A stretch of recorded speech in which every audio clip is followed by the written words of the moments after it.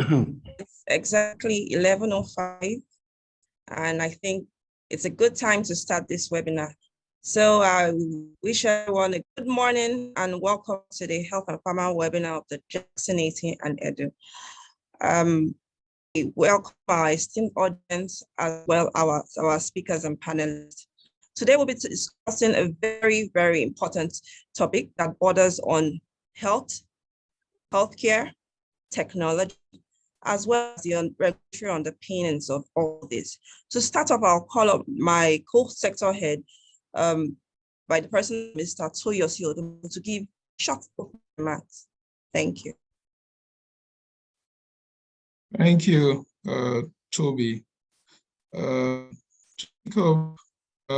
Distinguished keynote speaker, Dr. Shunaya, our panelists, participants, ladies and gentlemen, I'm very pleased to welcome you to this webinar titled Data Protection and the Healthcare Industry, Highlighting and Mitigating the Risk.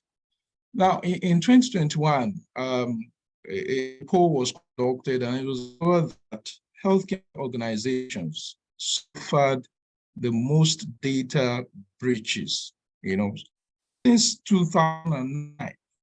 And a key motivator for such breach is clear.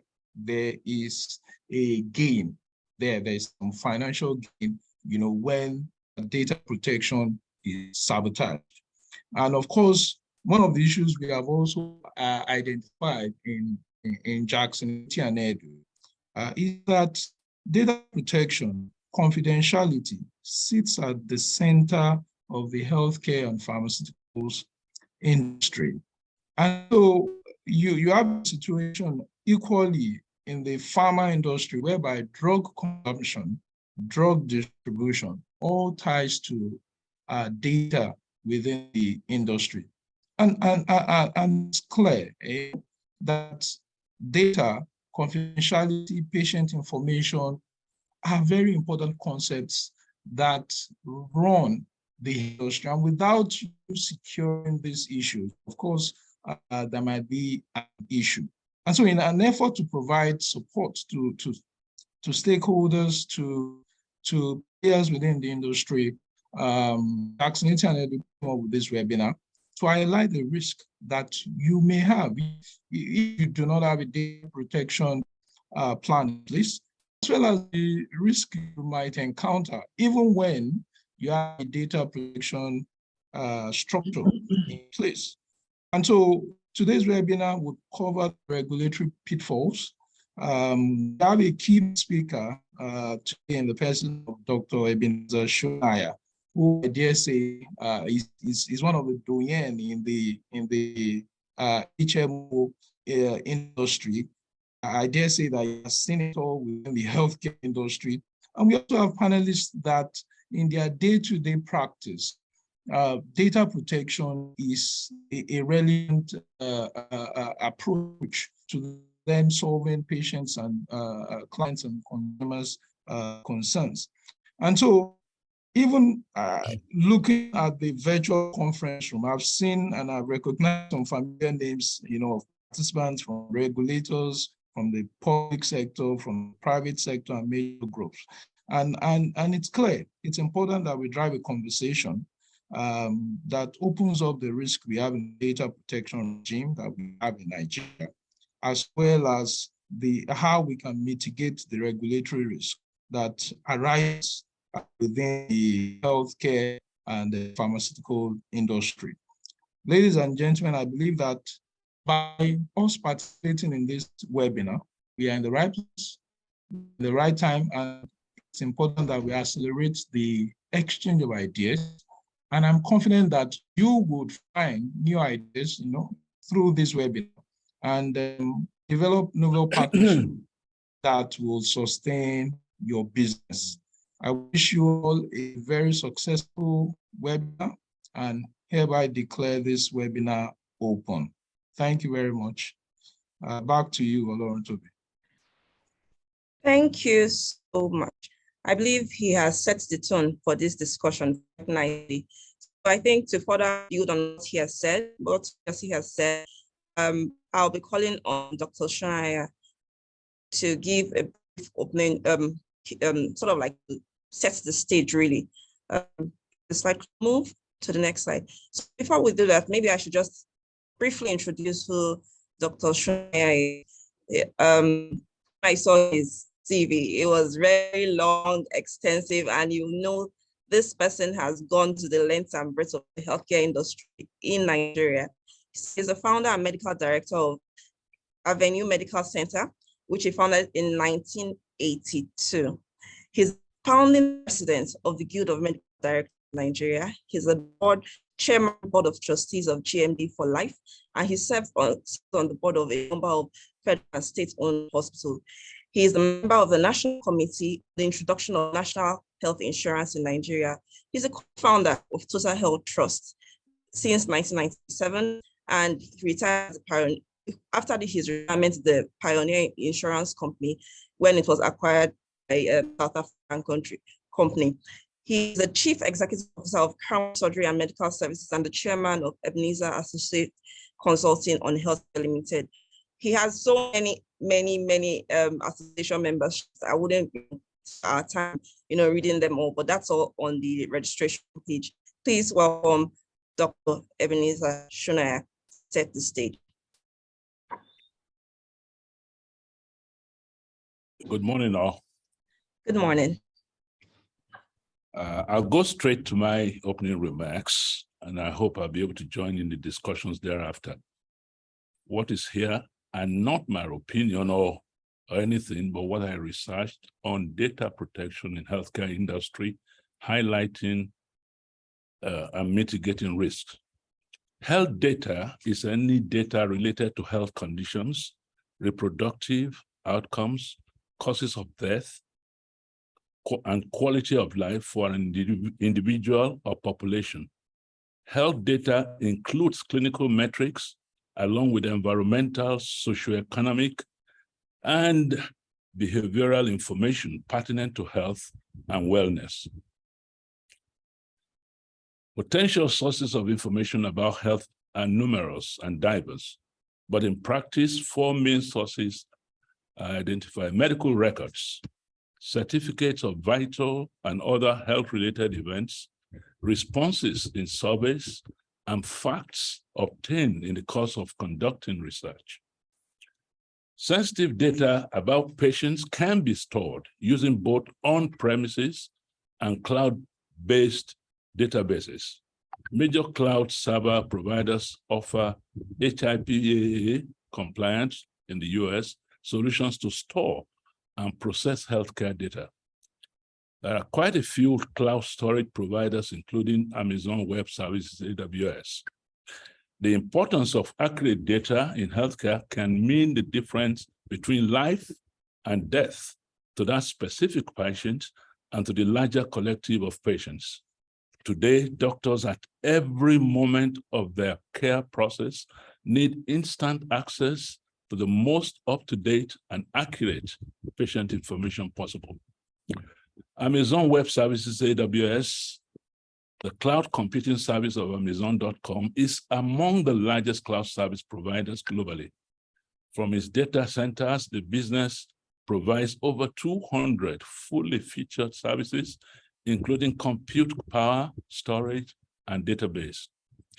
The Nigerian data protection is a constitutional right founded on Section 37 of the Constitution of the Federal Republic of Nigeria, 1999, as amended. 2019 NDPR is the main data protection regulation in Nigeria. The NDPR was issued by National Information Technology Development Agency, NITDA. The NDPR expounded the concept of data protection under the Constitution.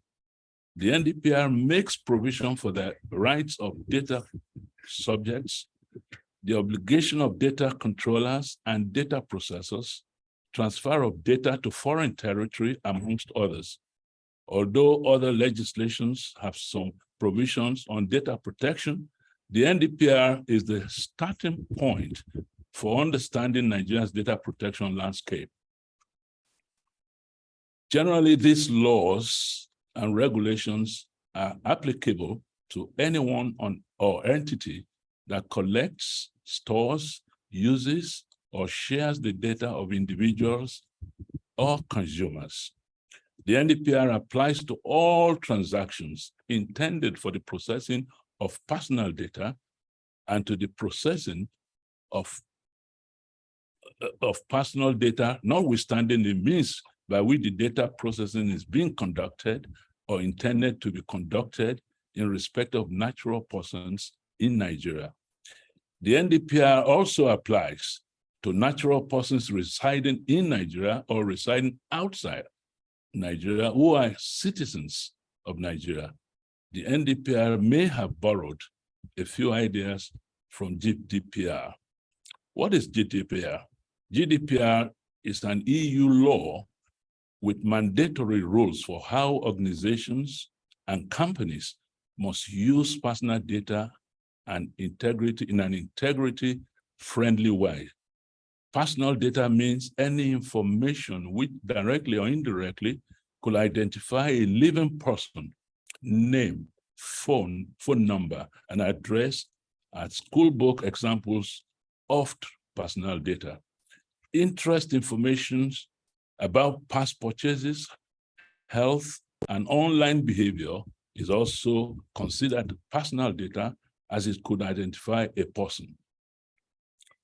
Processing data means collecting, structuring, organizing, using, storing, sharing, disclosing, erasing, and destruction of data. Each organization that processes personal data, which is every organization with employees and customers, must ensure that the personal data it uses fulfills the requirements of the GDPR in the EU. Thus, you cannot collect personal information just in case you might need it later.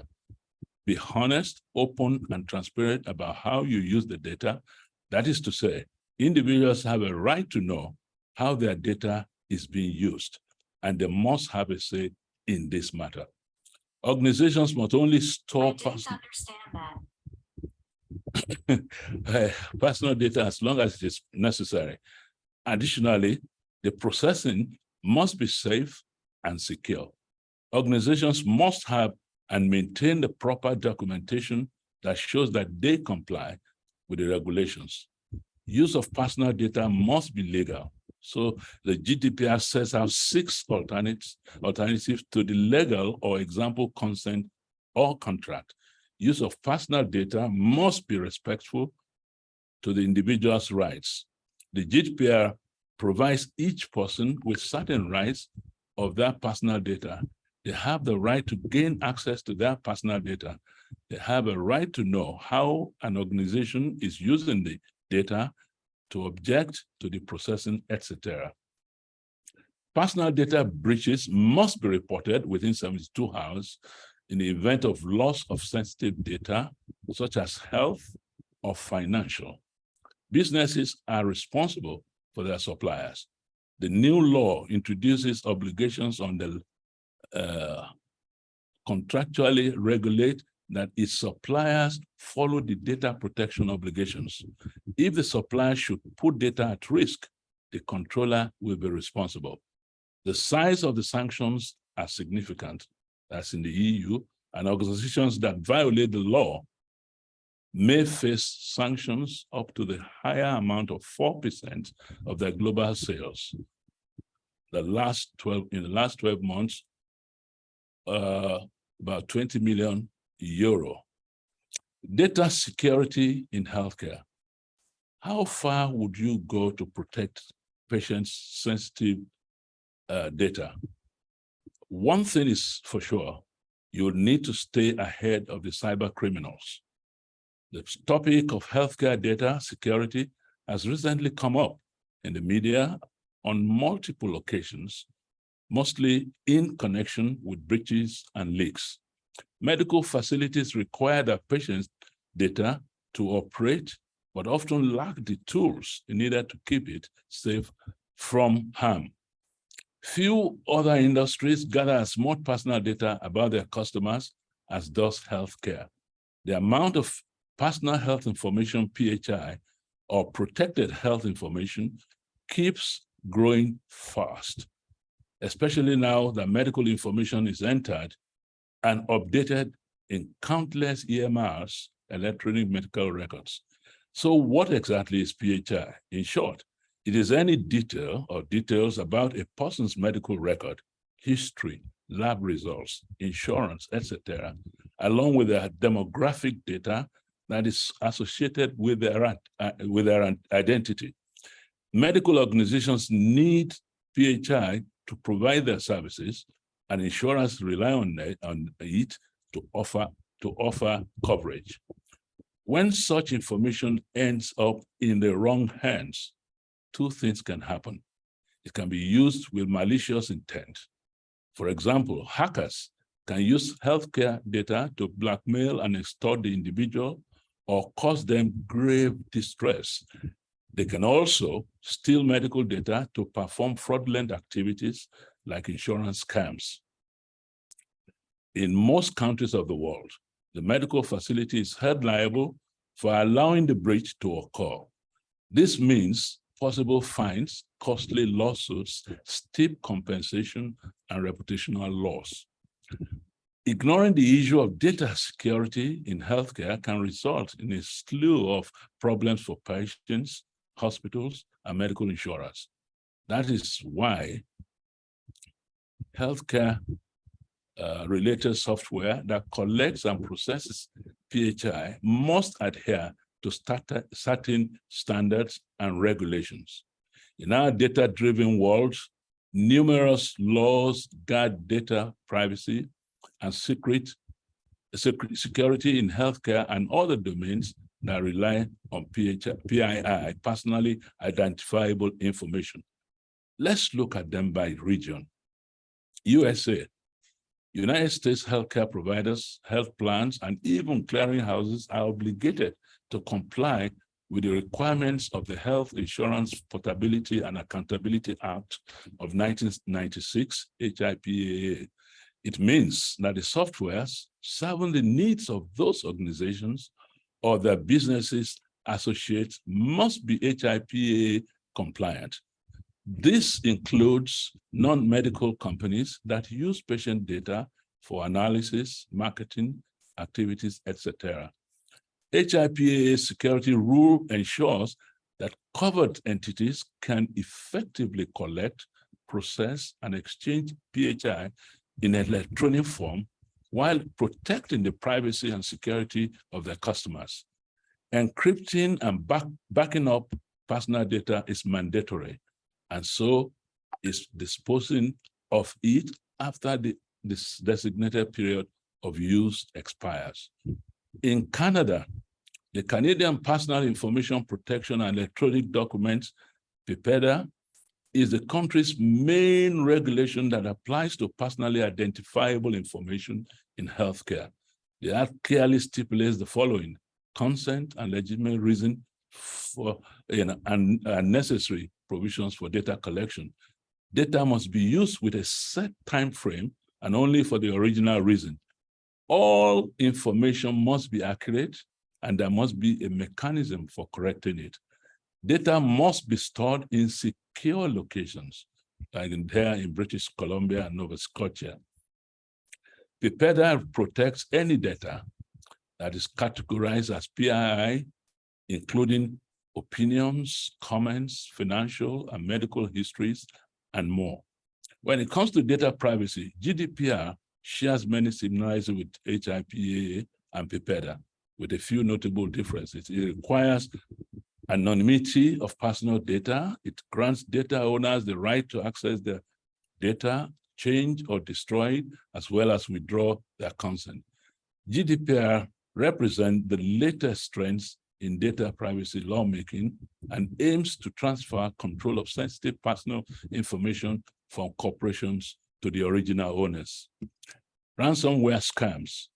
Ransomware remains one of the biggest challenges healthcare faces, but now there is a twist. The threat used to be about never getting your business data back unless you paid. Today's cyber crooks have changed the rules of the game. It is the risk of being exposing your customers' records that puts your reputation on the line. The typical mode of operation of ransomware attackers is to infiltrate an organization's network by sending malware via emails or in messages. However, hackers can find other ways to penetrate the system through vulnerabilities and poorly configured virtual private networks, VPNs, for example. Cyber criminals have become so bold, they have started offering their services as a paid basis of ransomware operators. Kaspersky Lab reports.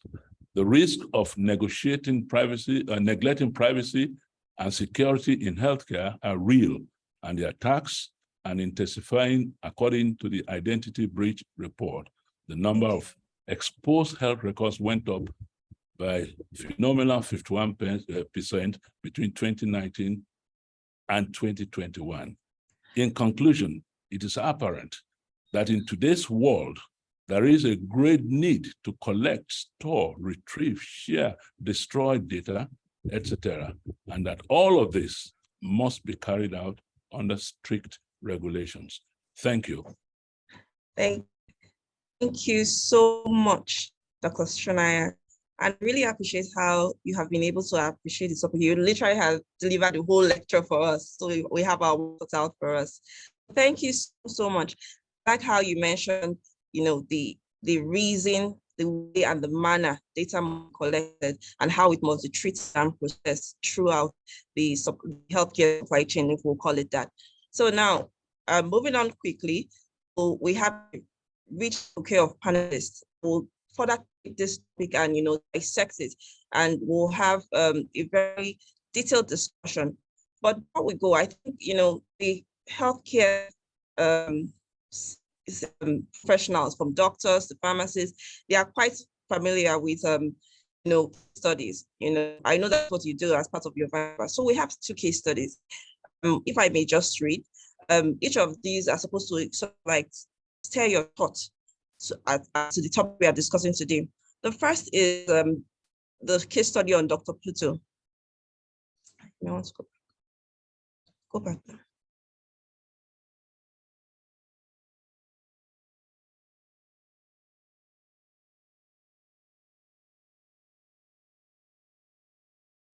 This is a fictitious name.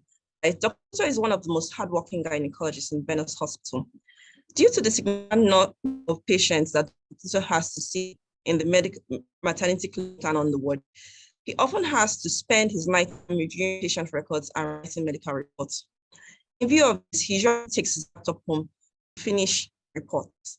Many of his patients heavily depend on his advice and frequently consult him on WhatsApp. Some weeks ago, while returning home at night, a street fight broke out between the supporters of some political parties. He was forced to flee his car as the menacing mob approached. When he returned, his car screen was smashed and his laptop bag and phone were gone. He thanks his lucky star that his laptop had the default password that came with the device, and that the password of his phone was his wife's name. So, such a scenario raised a lot of questions, a lot of data protection questions. How him collecting all that data and go from hospital to the house, his phone, the password, the encryption, all these questions are raised. We'll go on to the next scenario, and I believe that these questions will be answered because of this webinar. The next case study talks about the pharmacist. Pharmacy Jupiter is a prominent online pharmacy. The pharmacy is known to have some of the cheapest drugs around. Everybody wonders how Jupiter gets to sell drugs to the public at almost at the cost price. What most people do not know, that Pharmacy Jupiter often collects the data of patients who visit the online sites. This collected data is sold without consent of patients, and it is sold to third parties. Based on the medications ordered by the patients, the owner of such data is able to directly market nearest medical tools and equipment to ailing patients. Again, we'll see that this raises a number of questions. So I hope we'll be able to answer these questions and to discuss, the entire data protection landscape. We'll be moving on to the panel discussions. But before we proceed, I would like to introduce various panelists. The first person on the panel is Mr. Babatunde Bamgui. He's a barrister and solicitor of the Supreme Court of Nigeria for over 20 years. He is current head legal enforcement regulations of the Nigerian Data Protection Bureau, which is a regulatory agency in charge of regulating the data protection landscape in Nigeria. He's a certified data protection regulation practitioner with Clear Corporation UK.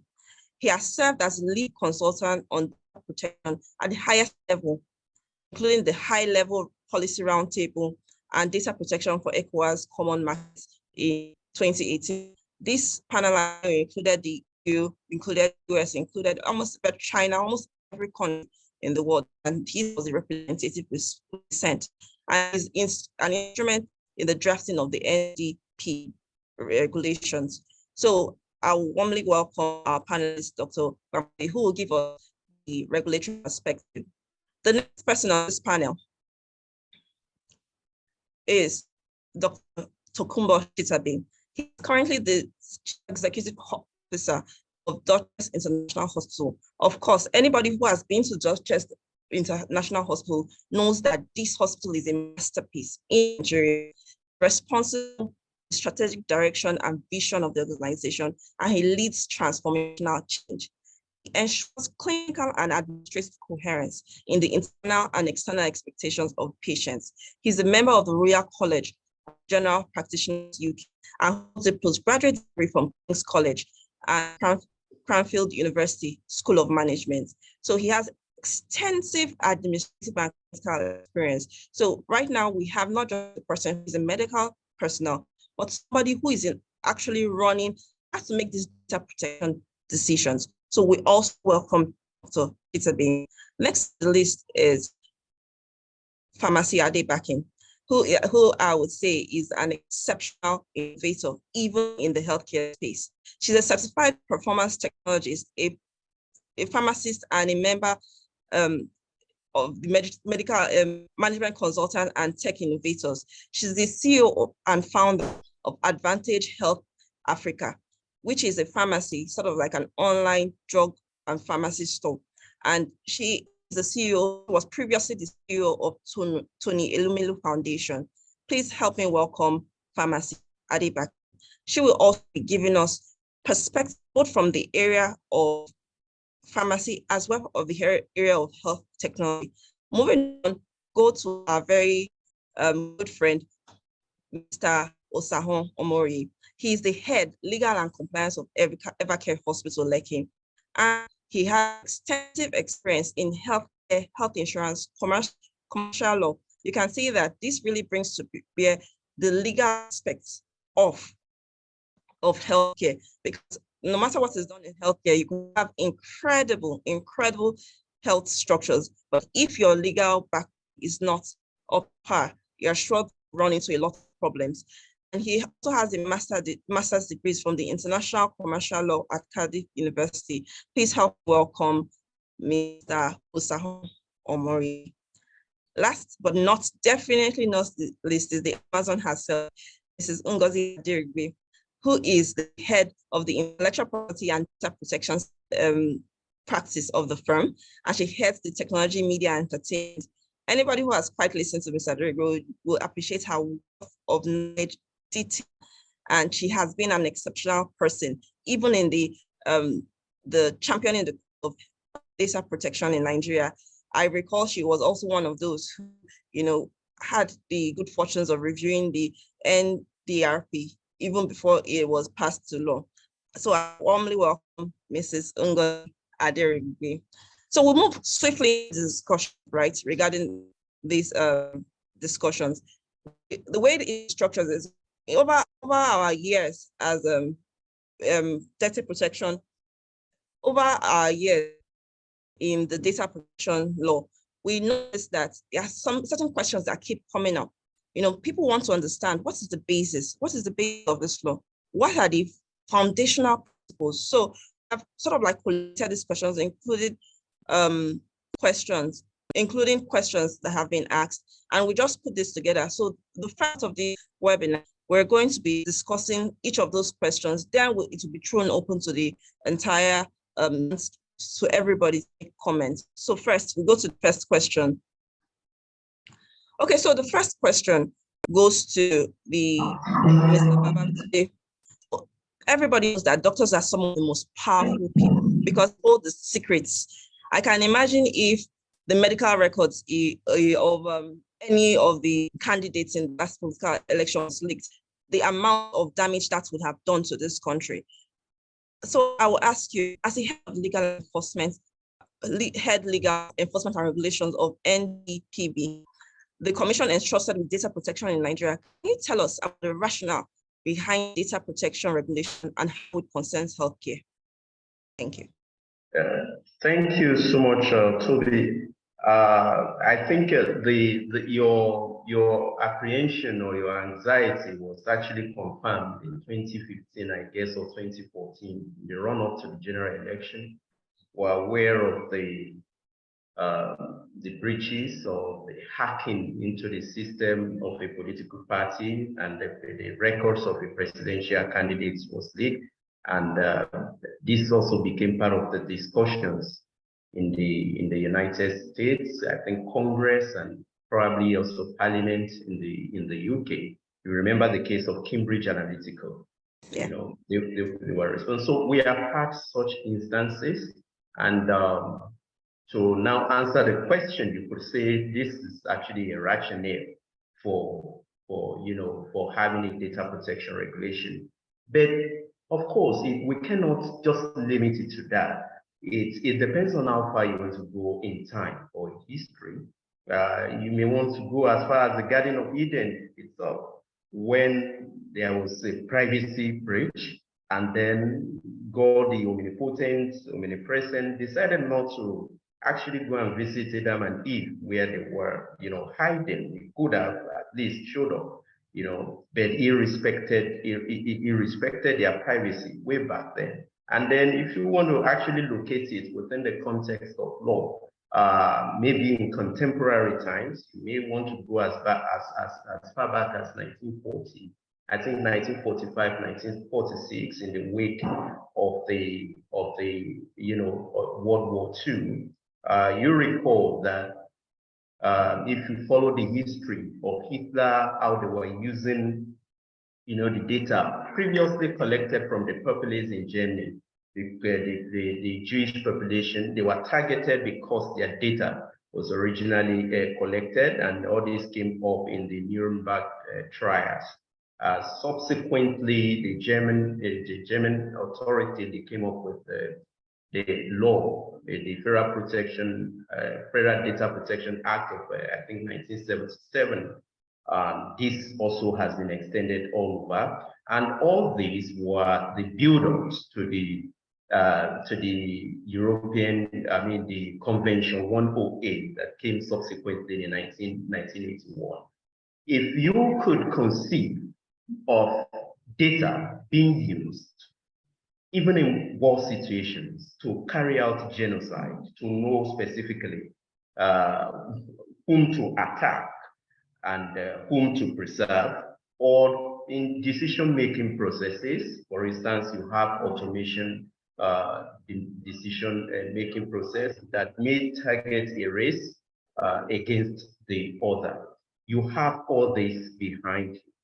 You therefore realize the essence of data protection regulation. And when you also look at the regulation itself, you see how it categorizes data, what it categorizes as sensitive data, for instance.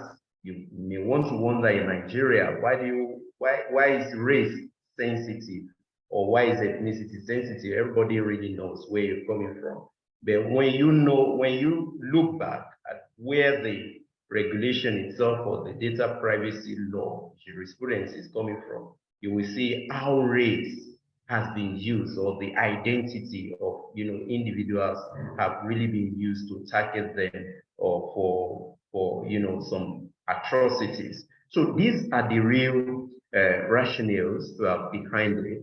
And then eventually you have Nigeria came up with the Nigeria Data Protection Regulation in 2019. And when you look at the objectives as well, basically it talks about protecting human rights.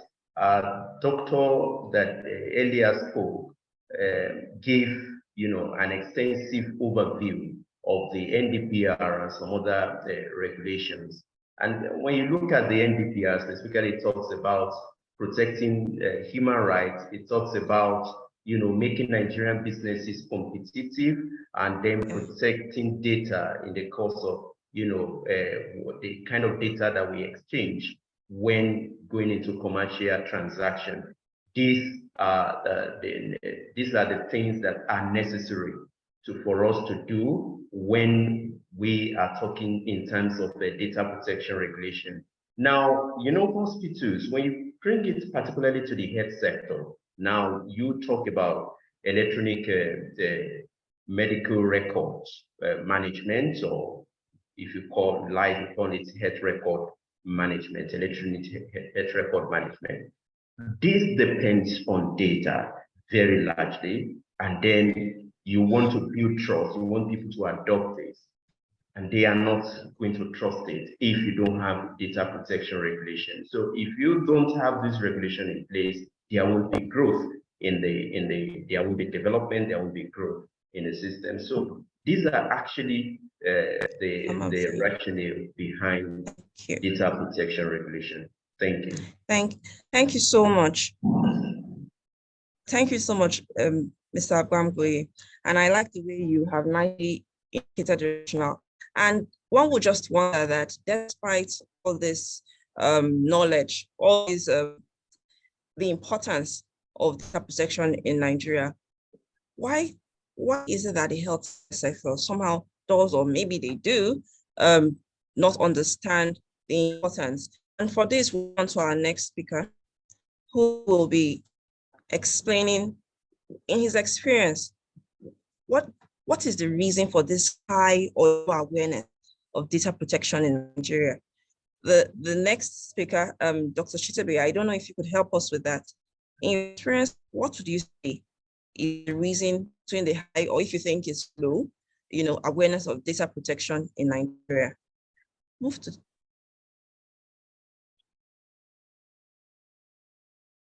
Right. Well, thank you very much, Oloruntobi.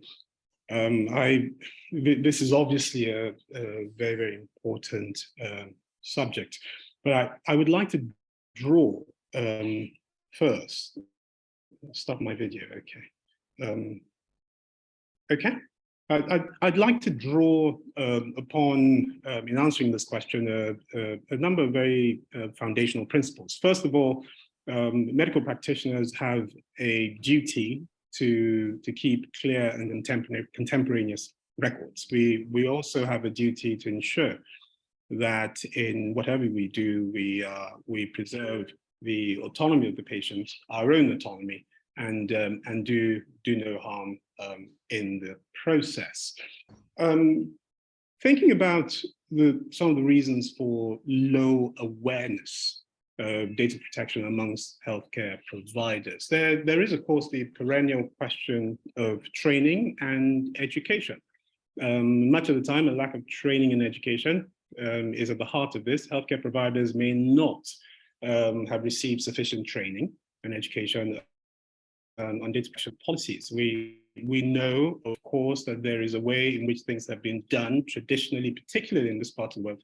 And this is a brave new world we're entering into with the NDPR. So that education and training on data protection policies and procedures and best practices is of crucial importance. Without this, there's often a lack of understanding about the importance of protecting patient data, and of course, the potential consequences that arise from a breach of that data. The other thing, of course, is that healthcare professionals practice within much of the time, a very highly pressured environment. So there is the constant problem, excuse in some circumstances, of time constraints. Healthcare providers may feel that they don't have enough time to think about this thing we're all calling data protection, and to focus on other administrative tasks. Their primary focus in their minds much of the time is providing good care to the patient. But of course, what we are saying is that part and parcel of providing that excellent care is maintaining a duty, a responsibility to the protection of the patient's personal information. But there are also misconceptions about data security. Healthcare providers may feel that the organization's IT department is, that department tucked away in the corner somewhere, is solely responsible for all such matters. Sorry, can you hear me? Yes, we can hear you. Okay, And all right.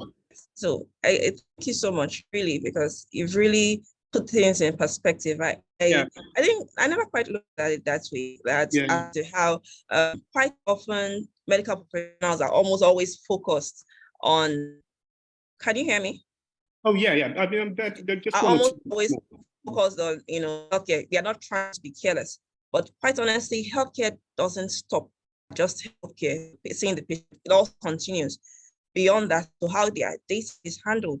So it's interesting that, healthcare professionals need to avert into that, so to speak. So I probably would just pose the same question really to pharmacist Adebakin. So from our end, I think you've given us a perspective as Dr. Shitabe has graciously given us the perspective from the position of doctors. So maybe from the position of pharmacists, and you where the from Mr. Adebakin wears the incredible hat of someone in the health technology space. Would you say that there's awareness in the health technology and pharmacy space as to the need for data protection? Thanks, Toby. I do agree to an extent with Dr. Shitabe that we could do better with awareness. But we're dealing with different types of pharmacists in this loaded question that you shared, you sent to me. One, we have a certain type of pharmacist that works in a brick and mortar location, like a retail pharmacy, right? And some data is kept on a system with maybe basic Excel and maybe some software that is used for, at point of sale. But some information is kept in hard covered books, for example, a poison book, especially to record, sale of controlled medicines. Many times such information is kept guarded. It's in the purview of the pharmacist, who is a superintendent pharmacist, to keep that information and keep it well, because the regulator can pounce in at any point in time to check the poison book. So that's one set of, pharmacists. And to a large extent, the profession, gives you guidelines regarding patient information, and you keep it at you, but then they don't even gather a lot of patient information beyond what medication is exchanged.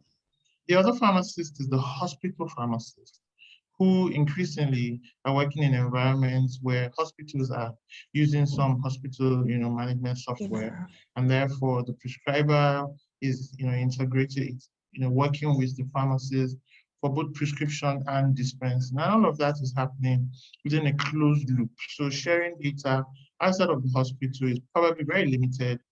So to an extent, I would believe that the level of awareness there is tied largely to the organization's, proactiveness in training all staff. In health tech, we're very aware. This is one of the things that, we wake up and, we're worried about data integrity, data protection, and all of the things we're doing when we integrate with partners. For us in health tech, we're capturing 3 sets of data. One is the health information, especially conditions that people have, the medication they use, and so on. The other is we're capturing their financial records as well, or their financial information, because many of them pay for these services online. The third is that we're also capturing personal information like their address, and so on. So we are very aware and we are keeping to best practices in health tech, to the best of my knowledge. Thank you.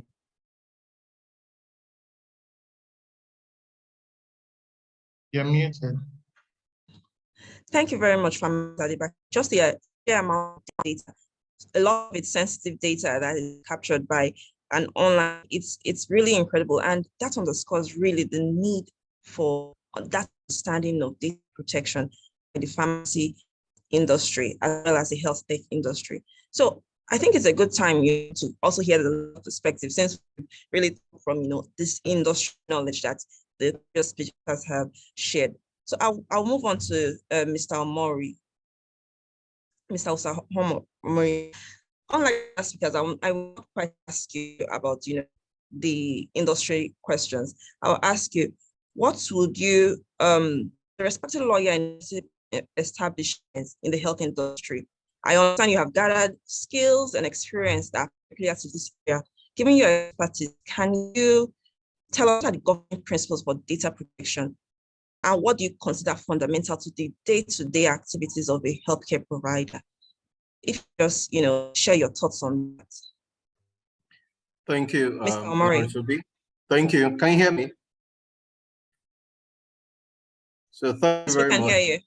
Okay, perfect. Thank you. For me, and as a legal professional in this space, it's important to know that there's still a lot of work we can do regarding data protection in Nigeria. Unlike what we have available in more developed climes. Keynote speaker, Dr. Beneza mentioned, spoke about in his remarks, mentioned the issues around data and mentioned compared to what's obtainable in Europe and other climes or more developed climes. So what we have discovered over time is that organizations who have been able to actually implement these data protection regulations are the multinationals and other bigger blue chip establishments. So it's more, in the last 5 years that we've had local companies and local organizations begin to adapt to these data protections. And luckily, we now have the NDPR as the standing law in this space. So for me, the governing principle, which I consider fundamental, is the right of the data subjects, which is enshrined in Part 3 of the NDPR. Now, this right of data subjects speaks primarily to how data is processed and handled between the data collector and the parties. It also mentions about how information relating to processing this data should be managed and should be made in a concise, transparent, intelligible, and easily accessible form using clear, plain language. It also states how data is transferred from one party to another, locally or foreign. Now, as a healthcare, in the healthcare space, it's important to note that one of the key responsibilities is confidentiality between doctors and patients. And even as lawyers, we have that protection of confidentiality between us and our clients. So the rights of data subjects is very important in this space. And now, the laws also recognize the confidentiality between these people. So it's imperative that this, the patient's rights are really, really, really protected, and how we manage and handle this data in respect to the rights of our patients is managed properly and efficiently in a manner as prescribed in the law. I would like to conclude this question by saying that since the law recognize this, various we've spoken, we've heard about trainings and other how we need to cascade information down to people so that there's more awareness in this space. So that I believe is one of the parts of this webinar, which will help in enhancing the knowledge of data protection in the health space, basically the entire country. Thank you. Thank you so much, Mr. Wright. That was very, very concise. And I think that he has expressed what's on the mind of every lawyer. Many times when we have to audit hospitals, we see that sharp contrast between the understanding of the legal team and, just a lot of doctors and medical professionals. So perhaps this perspective is really important to have. So maybe to expound on this, I'll also throw a similar question to Ngozi Aderibigbe. We know you're one of, we are happy to have you as one of the foremost advocates of data protection in Nigeria. So your understanding, can you help outline some of the governance principles? Because the reason we're emphasizing governance principles is the NDPR is it's a very extensive sort of like piece of legislation. But I believe that if people understand some of these crucial aspects, they probably will be able to have a grasp of the whole thing. So please, could you explain to us what are some of the crucial aspects that a healthcare provider must understand as far as data protection is concerned? Thank you, Oloruntobi. And good morning once again. Good morning to all the panelists and speakers and audience. The issue of data privacy is one that needs to be talked about more often than it is done presently, and particularly with respect to data in the healthcare sector, given the very sensitive nature of data that is processed by healthcare practitioners. Its importance rises to a new level altogether when you consider the implications of that data processing. Now, the NDPR thankfully provides some principles that we can work with. I think the first thing I'd like to say, when we think about data privacy or data protection in the healthcare sector, is to mention that we're not just focused on patients' data, even though, of course, that's a very important part of the data subjects that we are generally dealing with. But it includes all data relating to individuals. It includes data relating to next of kin. It includes information on employees. So it's a whole, the spectrum is quite broad, and it's not just patients' data. Now, having said that, having put that on record, let me say that the principles that are enunciated in the Nigerian Data Protection Regulation have the same thread as you would find in, for example, the Health Insurance Portability and Accountability Act, that's the HIPAA, which is the prevalent regulation in the US, for example, or the GDPR. And so I would say that there is a global standardization happening when it comes to principles around data privacy. And that just shows, first of all, the consistent thinking around protection of personal data.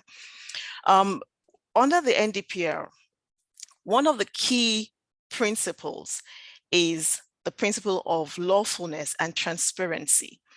It's a twin principle. That's how I look at it, because it's grouped together.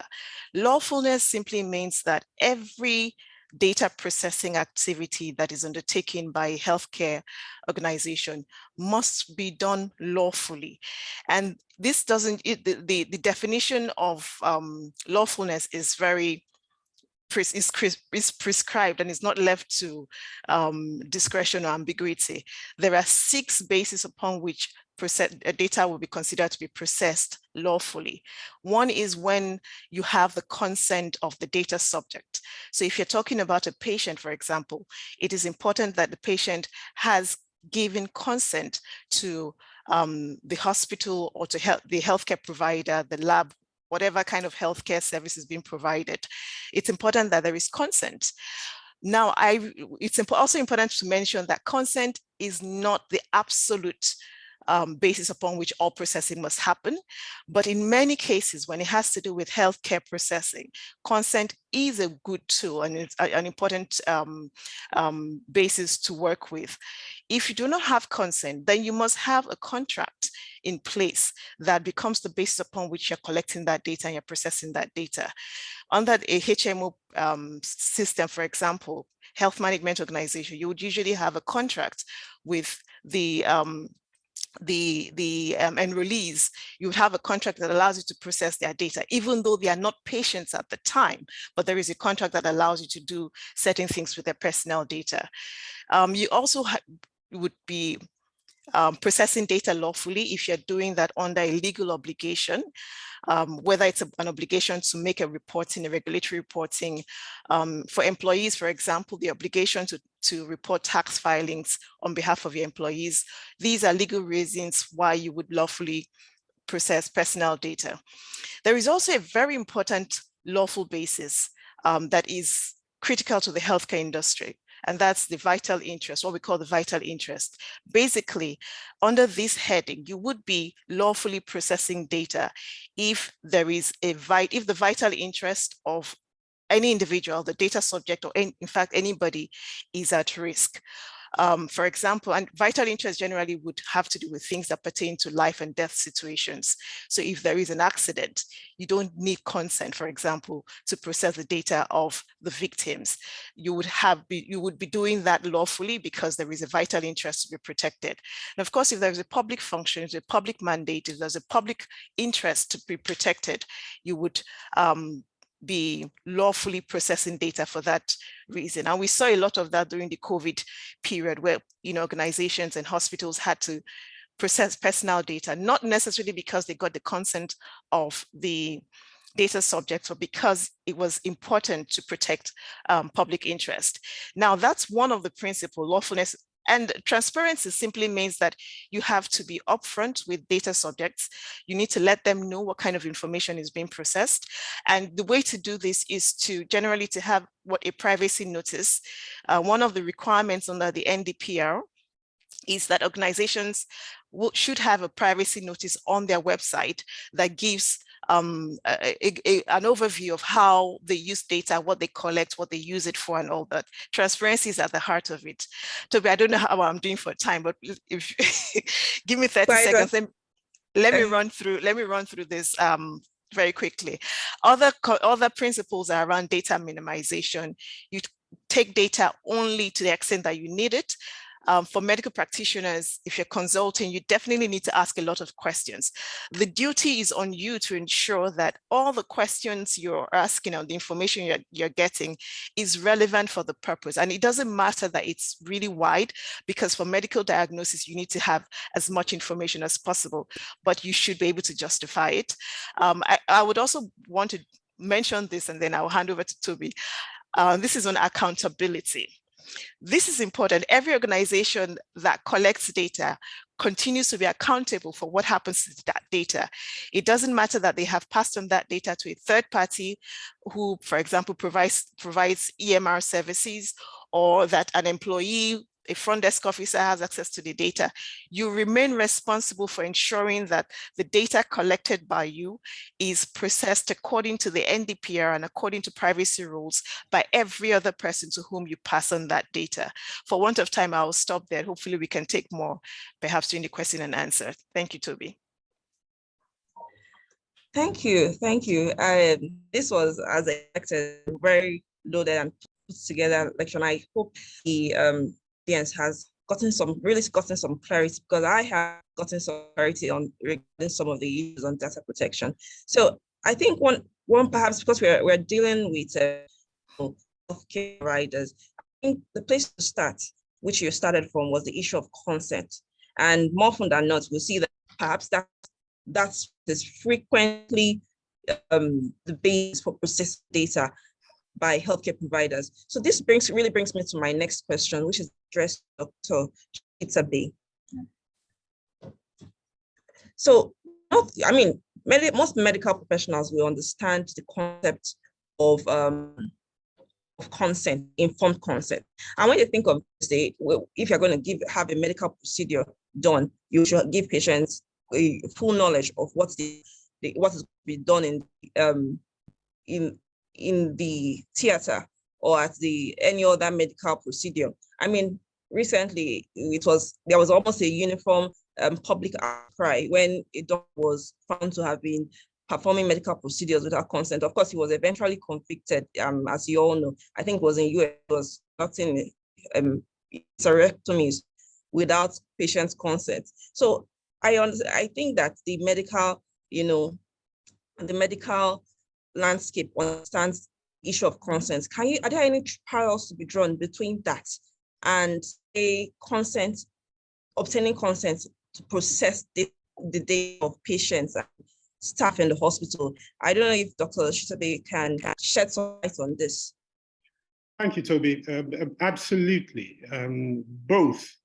There are parallels to be drawn between the two. Both infringe, actually violate the autonomous right of the patient to exercise their agency in these matters. In the case of obtaining consent to perform medical procedures, it is really important, vitally important, that the patient is able to make an informed decision about what is going to happen concerning their own health. To do anything short of that simply is not good medical practice, and is certainly not ethically or legally correct. Well, as we saw very clearly in the case of the individual who went ahead to perform the surgical procedure without consent, that went to court. It is a fundamental breach of the duty of care. As a result of that breach, harm was suffered. On the other hand, the failure to obtain consent to process data is very much the same. Every patient has a right, a fundamental right to know, to understand why we're collecting the data, what we're doing with the data, how long we're going to keep the data for. And in fact, a right to ask us to erase it, a right to be forgotten, as they say. It's all about respecting the patient, respecting the patient's agency, respecting their autonomy. And there are obviously very, very clear parallels to be drawn there.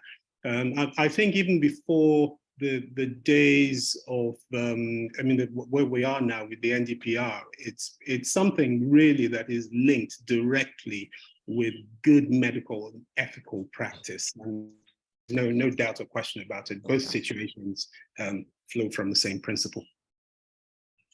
Thank you. So I like the interesting way you have drawn the known to unknown. It was absolutely brilliant, in my opinion. Being able to say patients have autonomy on how they will be treated, the same way they have the autonomy on how their data will be treated. I think every medical personnel can understand this at this point.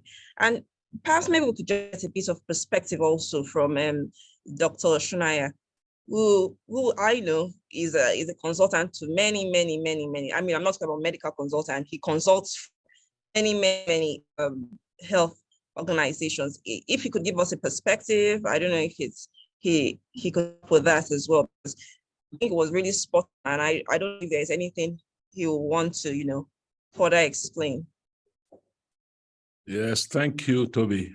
I am honored to be among the most current medical practitioner and pharmacists and legal. Let me first say that, let me apologize that my presentation, I had to edit to keep to the size that I presented. It was difficult because regulations in data protection is wide. Like my dear Ngozi, an in-law, has stated. I agree with most of the things, but I have taken some note. I'm a diehard protector of doctors' rights. Between doctors and lawyers, we are parallel lines. When you take any matter to court on medical issues, you are really breaching, to adjudicate in that matter, you will be breaching the very data that you're supposed to be protecting. Unless we're able to do what the politicians have done for themselves by saying something is classified. And when something is classified, only a certain category of people with clearance at the highest level, even in the parliaments, can listen to them. The court certainly is not one of them, where a judge and a lawyer and a prosecutor, I needed us to be very careful. Now, you spoke about someone who did a hysterectomy without taking consent. Doctors know very well that one of the greatest risks a surgeon and obstetrician may face is to have a woman after delivery, with severe hemorrhage. And this one of the best and permanent treatment of hemorrhage, which will happen within hours to save the life, is hysterectomy. Now, how do you draw the line? Who gives that consent? And so on and so forth. So I have noted those things, and again, I apologize for having a slightly long presentation as a keynote speaker, but I'm glad I did, because most of the eggheads we have on the panel are actually referring to some of the things that I Thank you. Referred to. So we must be very careful, ladies and gentlemen, about this collection of data, protection, and so on, because doctors are not the ones responsible for breaches most of the time. Yeah. There are X number of other people who deal with this data. The source of leak and breach could arise from them. I'll stop there as we continue, but we have to be very careful so that doctors can give up their best without being vilified or insulted or assaulted or slapped with suits when smart lawyers like my dear Ngozi would say, I put it to you, isn't that negligence on your part? Yes, and which is true, which is quite true. Yes, because of course, because of the doctor being part of the chain, and sometimes even only the hospital or being director of the hospital, there are some that passed on.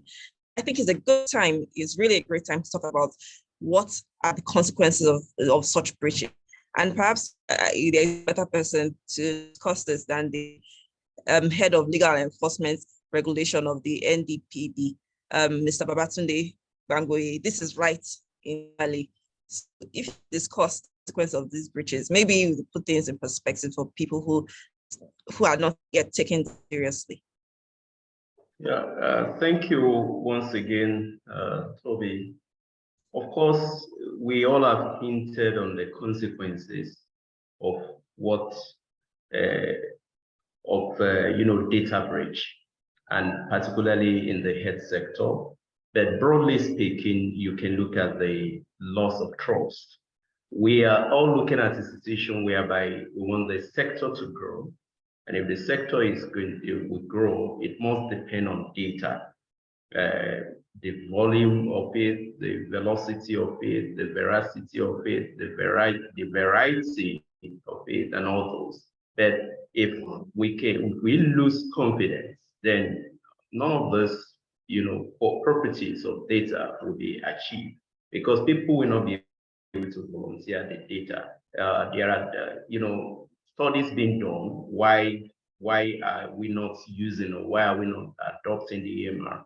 Basically, it's about trust. We don't trust who we have access, how it to be shared. And we have instances where, for instance, you look at this, there is the case of the former, where he's still the current, I think it's the former Deputy Senate President, and this case of, kidney transplants and all those. And part of what you have been litigated in the UK now is the EU, whether the guy really gave consent. And for us, again, at the level of the bureau, we look at informed consent, not just consent. If a doctor is performing an operation on somebody who hardly knows his right from left, and he said he got a consent, for us, it goes beyond what you put on the paper. It's a matter of, was it actually an informed consent? Then the issue of reputation comes into play as well. You have a big company, or look at the case of Pfizer a long time ago. Sorry to mention specific names there. A very, very long time ago. And what did they do with the data of the people they collected or the children they collected, they administering whether vaccine and all those, at that time, what came out of it. Then loss of revenue, of course. If people are unable to, use your system, they can't trust you with your data, then the much needed revenue will not be there, because it's all about turnover. And then we have mentioned the issue of growth. We can have growth if we don't have access to data. And again, the penalty from the point of view of the regulator as well. It comes down to penalty, it comes down to fines, it comes down to, even on the part of the data subjects, they could bring claims, and just like the doctor said the other time, they can put it to you, and then you have so much to pay out. There was a case of Advocate Healthcare Network in the US, for instance, that had to pay penalty of about $5.5 million for the death of 4 million data subjects. Then you have the Fencing Institutes, who paid about $3.5 million.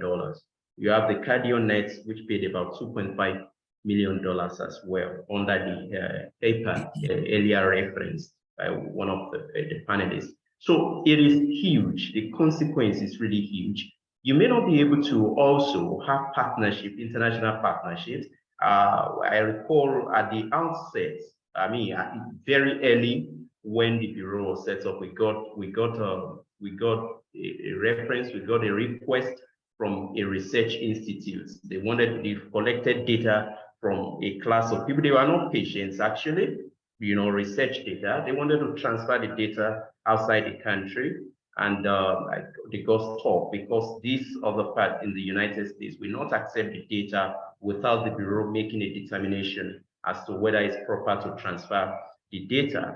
So they had to come to us to check the system, to check the processes they've gone through in gathering that data. So without you having a data protection practice or regulation in place, or data governance best practice in place, you may not be able to get the kind of partnership you need to have internationally. So these are just a few of what you could do. I may also mention quickly a use case of this organization that went into collecting data of people who would like to donate, having having a blood bank. They were able to reduce, the use or the spread or the ability to deploy this blood to those who needed them, from about 4 days, 24 hours to like 45 minutes. And because they have access to data, people trusted them with data. But without that trust coming from, oh, my data will be protected, you're only collecting my blood because you want to use it for this purpose. Not that you use it, start screening for so many other things and selling it to pharmaceuticals, to produce drug, and then I'll be targeting some marketing. So those are just the issues that are there. Thank you. Thank you. Thank you for enumerating these very scary sanctions, really, when there's that breach of data.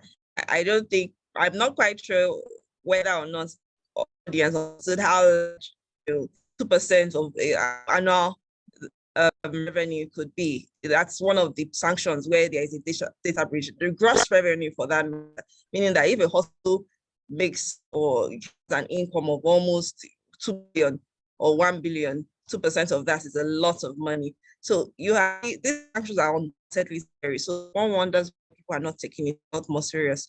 So perhaps maybe we just swiftly move on to Mr. Osahom, who will, after enumerating all the various sanctions, in this day of social media where, a lot of medical details are really online. I have one very unfortunate case, I think everybody will relate to, of a celebrity whose dying videos were released on social media. I think the hospital actually came out to debunk this, but it's obvious that it could happen anywhere. And as Dr. Shonaya had mentioned, anywhere along the healthcare supply chain, whether sometimes drivers, sometimes pharmacists, ambulance drivers, nurses. I mean, it's not just from the doctor. In fact, one person that we usually forget is the IT. I think it was Dr. Shita just mentioned, it's really a small department somewhere at one corner of the hospital many times. But that could happen anywhere on this supply chain. So perhaps maybe Mr. Sahon, I'm even calling you a doctor now because you're in the midst of in the midst of all doctors. Can you just explain how important training is? Training for each of the persons who have access to patients' data, or rather data of the whole hospital, because we know it doesn't just talk about patients, it talks about employees, staff data. So Ms. Omori, give us your thoughts on this. Thank you. Thank you again. Once again, thank you, Dr. Shonaya. Great for your insight and for, the wealth of experience you have and you brought to bear in this conversation. So as Mr. Agbangwe mentioned, data not just related to patients and doctors. And as I mentioned as well, you find out that it's not necessarily the clinicians now, those are the doctors and the actual medical team that are responsible for these breaches in data protection and data handling. What you find is that, from the question you have asked, there's a whole level of people, different categories of staff, different categories of people who handle this information. So right from the door, when you walk into the facility, from the patient services team who's collecting information about patients and their next of kin, you have the medical records team that's processing information dealing with patient care, which doctors have transmitted to them. You have those in the back office departments, communications teams, for example, those on the IT, those on the procurement and supply chain, those on the HR as well, are also handling information. So it's a whole lot of process, a whole lot of the chain. The information processing chain is really long. It's longer than what you usually just think it is from the outside. Now, what we've discovered is that these protection requirements are often observed in breach. And this is primarily because you find that the people do not understand what data protection is. It's a clear level of understanding. So people come in and ask for information and say, oh, I'm looking for XYZ, or can I have information on ABC?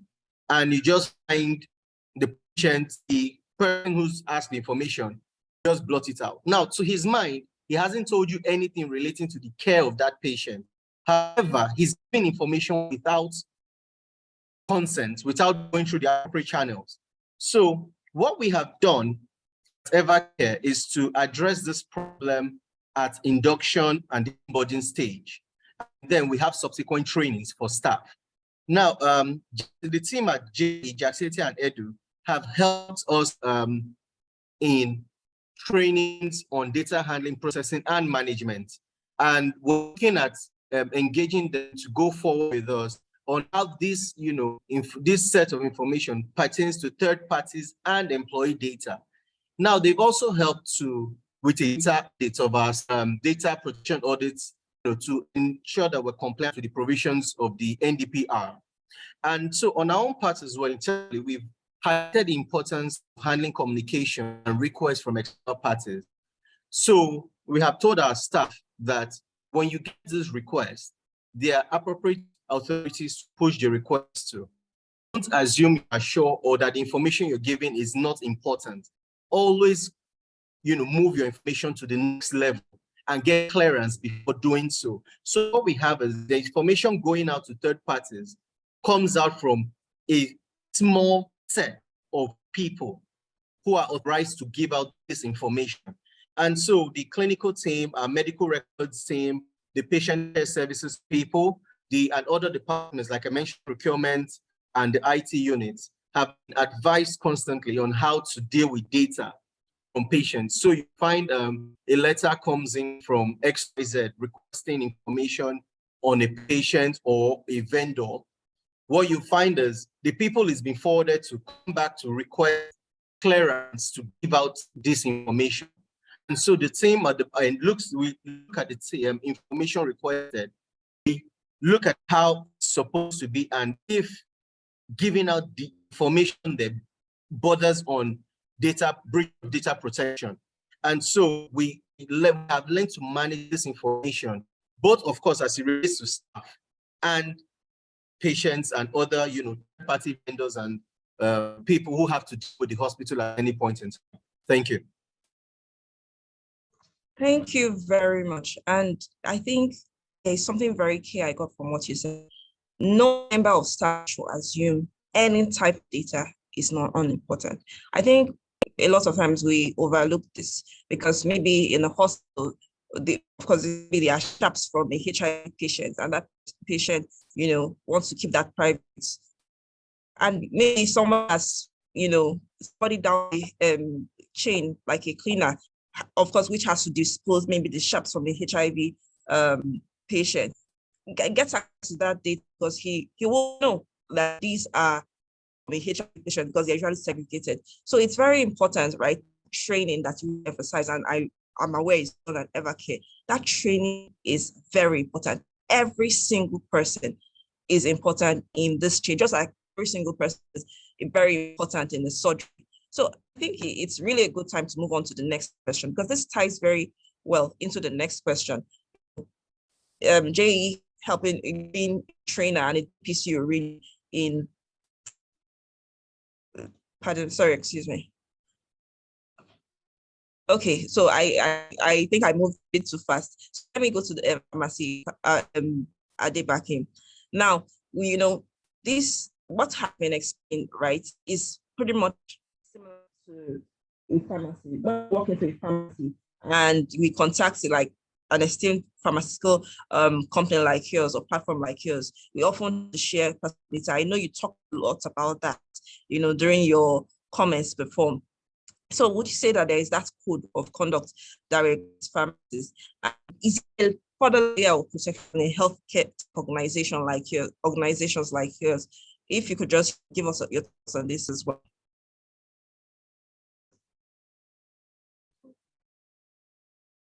Hi, Toby. I missed some of your questions, but if you do come to My Medicines, which is our online pharmacy, you will definitely share some information, and we have protocol on who accesses that information, who warehouses it, who can access it.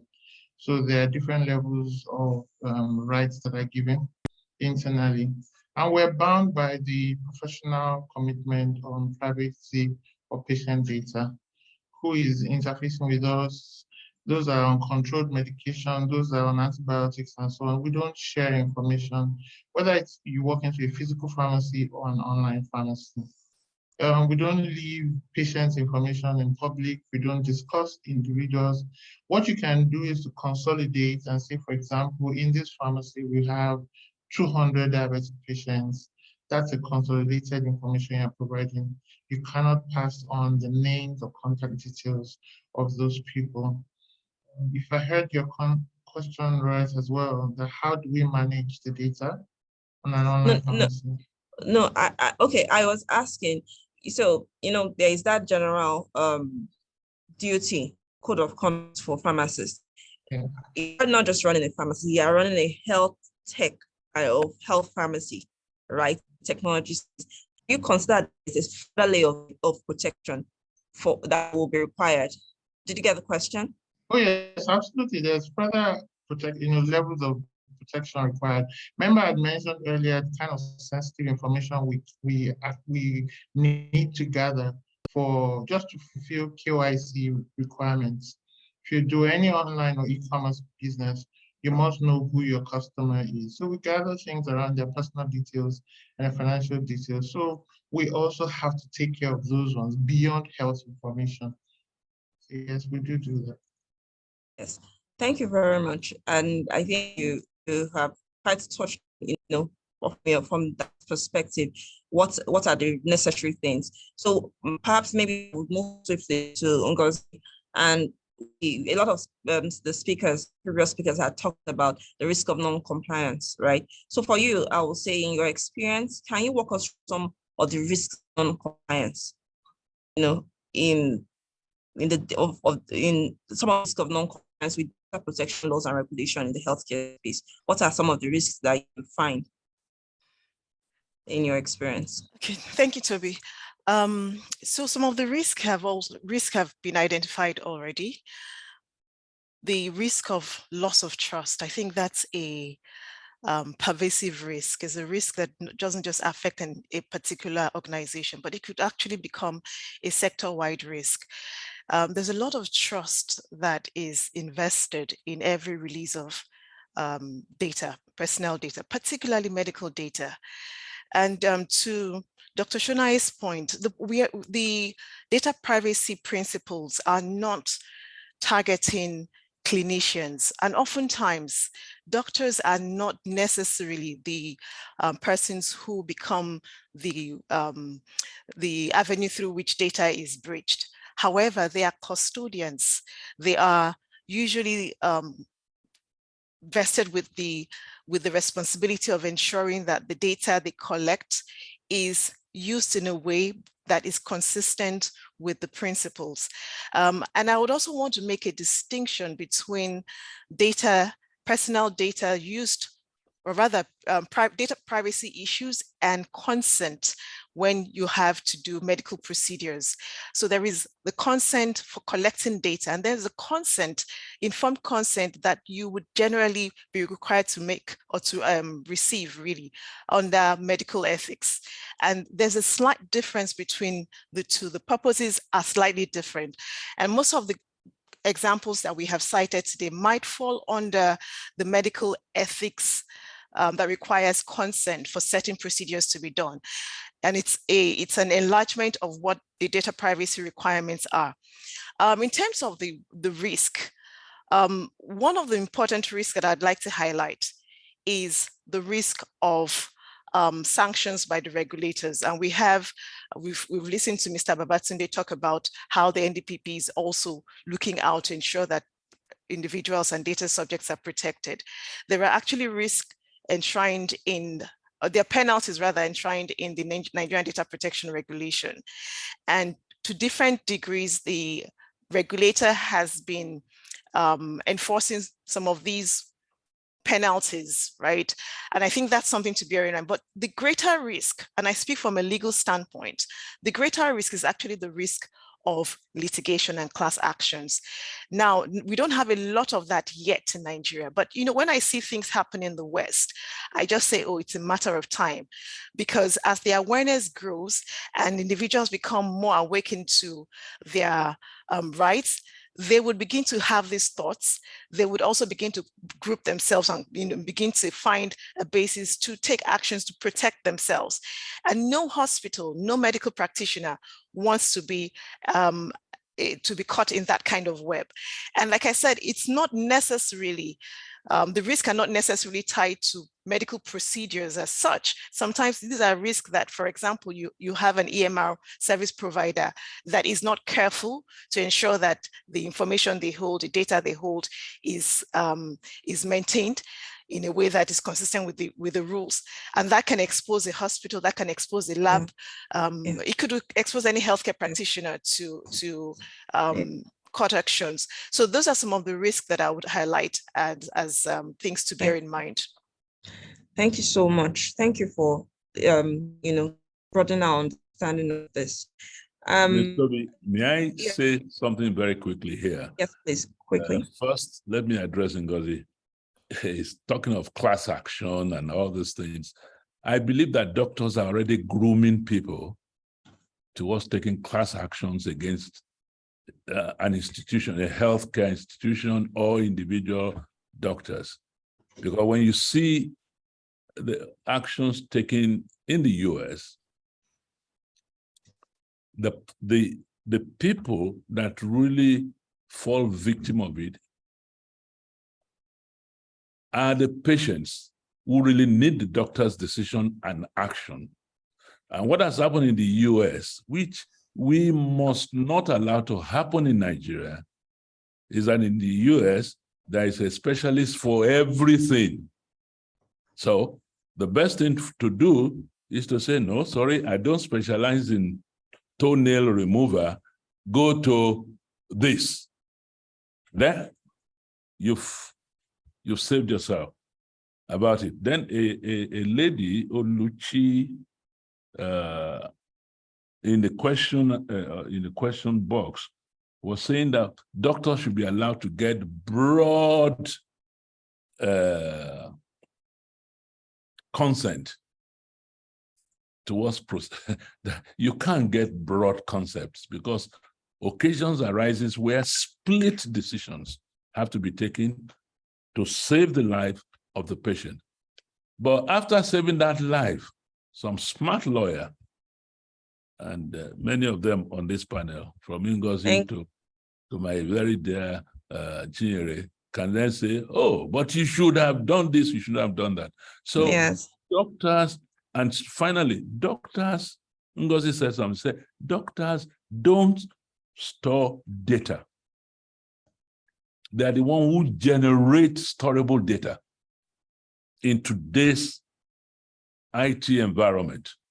In fact, there are hospitals and clinics that don't use paper. Yes. Everything is done electronically. So we have to take all these things in context. Yes.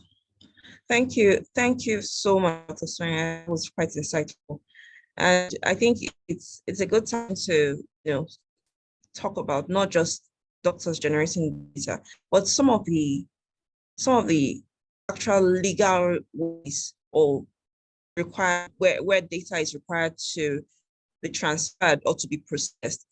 I think it's a good time to talk about the next question, which talks about data that goes to the government. So, Dr. can you enlighten us on some of the personal data that the hospitals are mandated? As we have said before now, data transfer of data, processing of data must be with consent, but there are exceptions to this.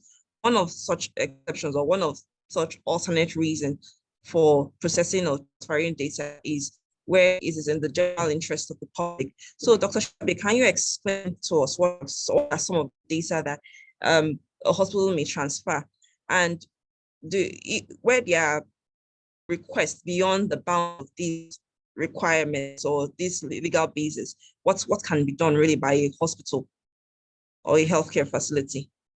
Thank you, Toby. I think Ngozi has spoken extensively about lawful processing of data. But before I answer your question, can I just say very quickly that just in light of some things that have already been said, that apart from the fact that we are becoming an increasingly litigious society, it's really important to underscore the fact that doctors do have a responsibility to govern and protect the data that they generate or that's generated within their premises. We would consider that actually as a fundamental part of serving the patients, considering how much data we've all agreed that doctors generate. So I don't think it's something we can run away from. I think it's a fundamental responsibility, and we most certainly have to embrace the fact as a reality. But to answer your question more directly, some of the types of data, personal data that hospitals are required to share with regulatory bodies. I mean, patient medical records, for example, there is a requirement that we share on a daily basis the attendance record within the hospital with agencies within the Federal Ministry of Health. For example, demographic information, we're required to provide information about our patient's age, gender, race, for a number of purposes. It might be, for example, for healthcare, public healthcare monitoring or research. Financial information, we deal with a lot of HMOs. And as Ngozi has mentioned earlier, as long as there is a contract in place, we have permission to go ahead and share that. Let's not forget as well that we have employees. Employees have to have their salaries paid, they pay tax, and we have to share items that would certainly be considered personal data with tax authorities. But in determining what is lawful, I think it's really, really important that as healthcare establishments and organizations, we become very well informed about how to deal with data. There is always a balance to be struck. One, we must make sure that we are constantly acting in the best interest of the patients. Two, that we are properly educated about what is lawful processing of data. And if in any doubts, we have a legal department in-house at the Duchess Hospital, and we refer such matters to them. There is, for example, an example of an employer who has sent their employees for annual wellness Screening, health screening. Yes, screening. And lo and behold, they're asking for a record of who has been and when they have come. But actually, last time we checked, we actually don't have a contract, and we are transacting directly with the employees. A slight dilemma there. We don't see how we can go ahead and share that data. So we haven't done that, and we have sought legal advice in the meantime. So the message really is that we have a responsibility. We are advocates on behalf of patients. We are gatekeepers. We are custodians. We have a duty to become well informed and to proceed very, very carefully when we're dealing with patients' personal data. Thank you. I think this underscores the need of hospitals. I'm sure Duchess is probably a big hospital, so you're not easily intimidated, but I know that many hospitals are easily intimidated by authorities because they often have to deal with this type of questions. You know, nobody wants to be on the wrong side of Mr. Bangoye. So everybody has to, you know, tread with caution and seek legal advice when it comes to it. Okay, so we'll quickly move on to the next question, which is addressed to Mr. Omori, you know, which is, he's going to give the in-house legal perspective on this. So it has been observed that most IT structures in hospitals are not designed with data protection in mind. So can you advise the importance for data protection by design? And what will you suggest healthcare companies do to improve their IT structures to align with the law? Okay, thank you again. So yes, you're right. And this is a fallout of not having knowledge on data protection and the processes and what is important, especially on the IT side. Now, it's key that IT systems should be structured in ways that data can be transferred easily from one IT system, one point to another, through safe and secure means in a standard format. Now, the NDPR has been generous enough to prescribe the barest minimum on how this transfer should be done. Now, it's also important that data on the IT side, which of course is the host for this information, is structured in such a way that you have heavy firewalls that can prevent attacks, because that's what you find that most IT leak comes from hacking IT systems, that only secured investment in such systems, heavy investment rather, in such IT systems will prevent hackers from getting into the system and breaching the firewalls. So health care companies and organizations really need to leverage also on expertise available. Like I said, your firm is leading one in regard. They need to leverage on this expertise from your firms to be able to improve systems, which in turn will help mitigate the risk of non-compliance with the IT structures. Thank you. Thank you so much, Mr. Omori. And I think so we'll move on, you know, so that, you know, to maximize time.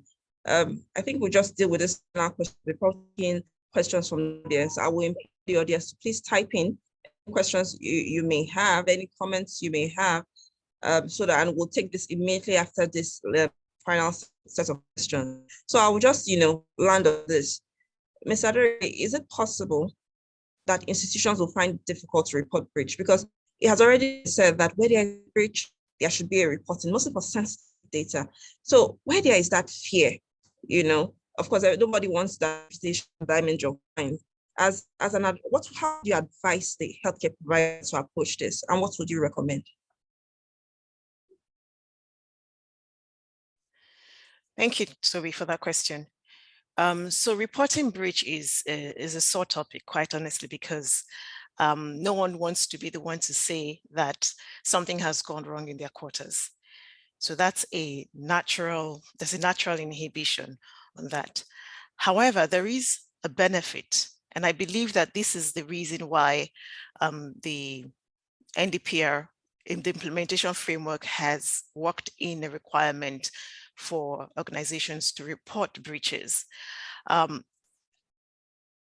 I would also defer to Mr. Babatunde on this, but this is my view on data breach notification. First of all, when you notify of a data breach, it's one step you're taking to mitigate or salvage the situation, to mitigate the damage that has been done. In a typical scenario, when you have a data breach, say you have a hacker has hacked into your data system and has exposed some data. To do nothing about it will be irresponsible.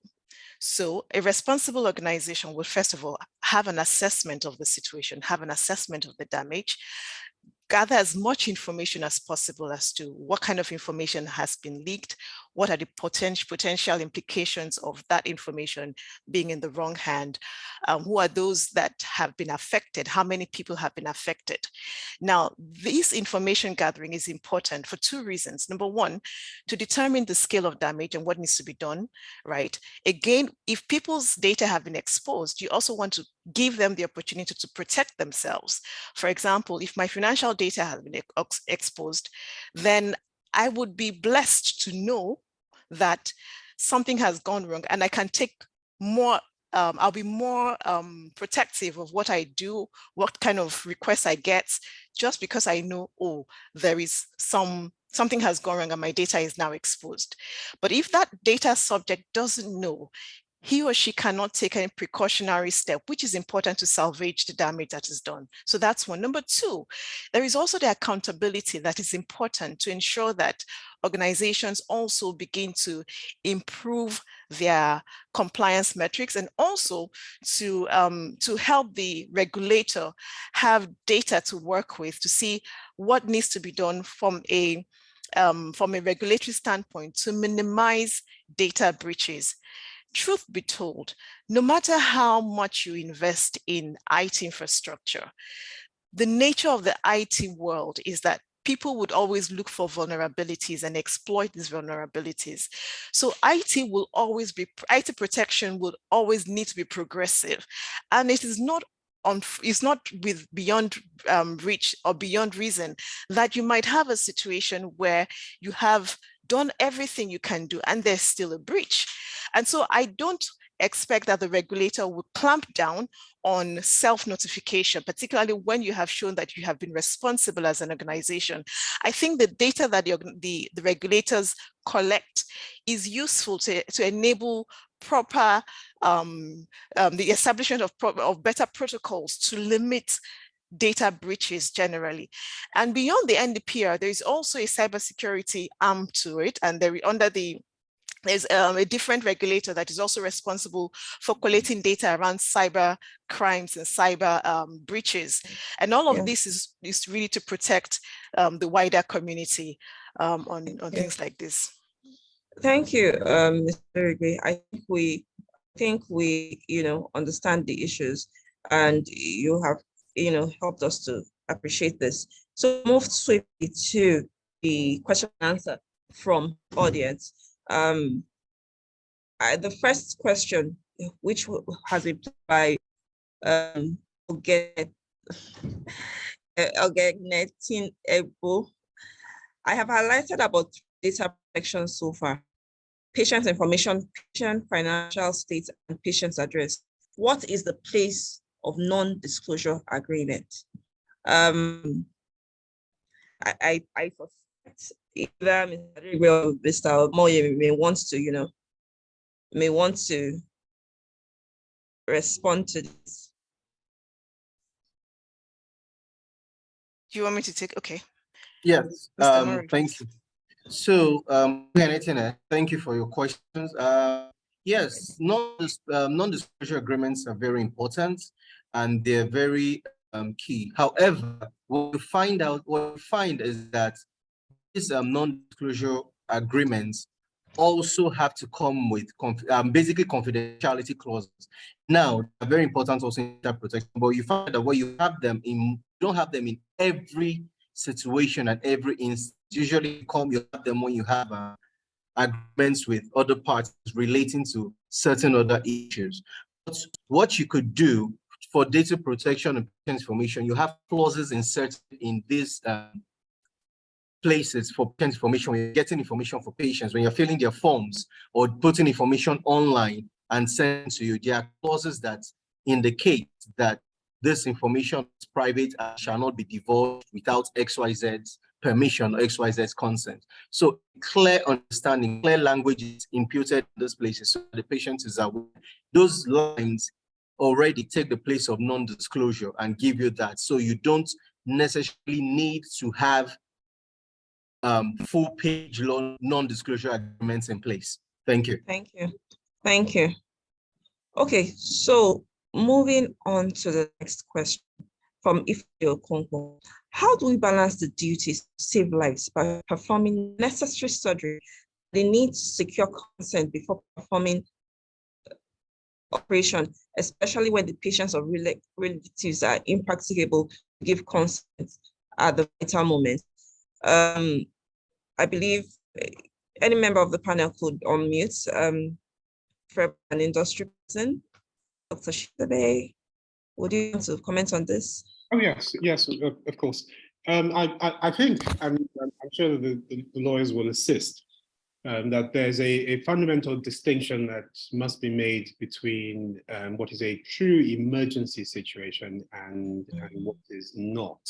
The overriding duty that we have as medical practitioners is to ensure that we do no harm and that we're constantly acting in the best interests of the patients.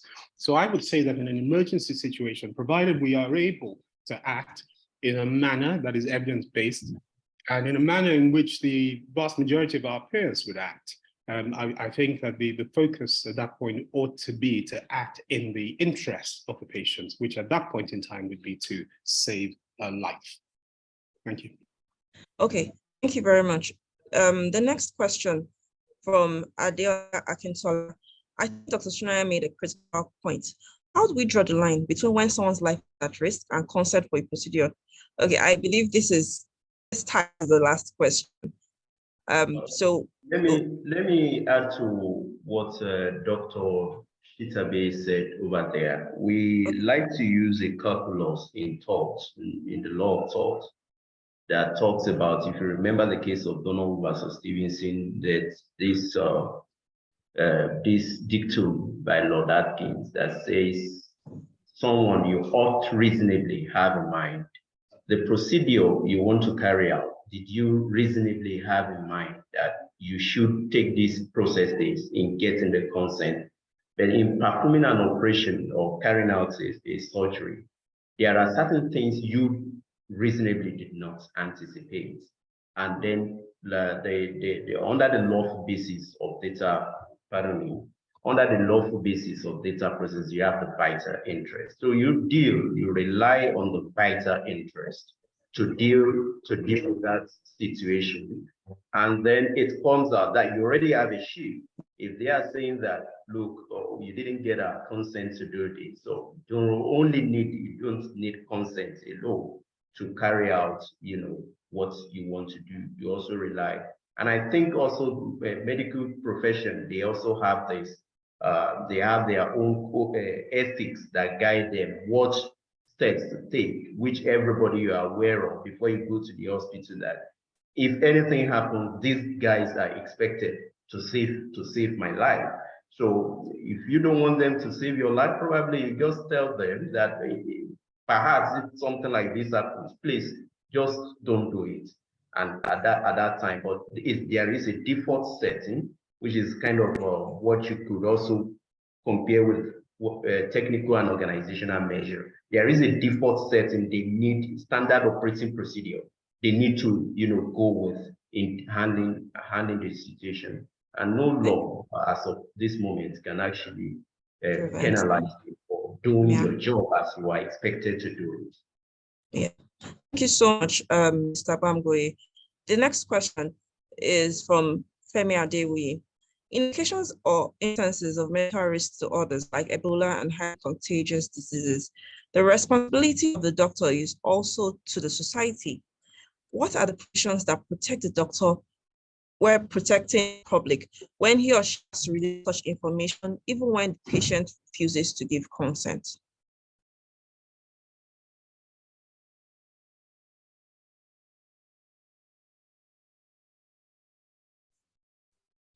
To repeat that question? Sorry. Okay, so the question is, in cases where there is a risk to the society and the patient refuses to give consent, for instance, infectious and highly contagious diseases like Ebola, what should the doctor do?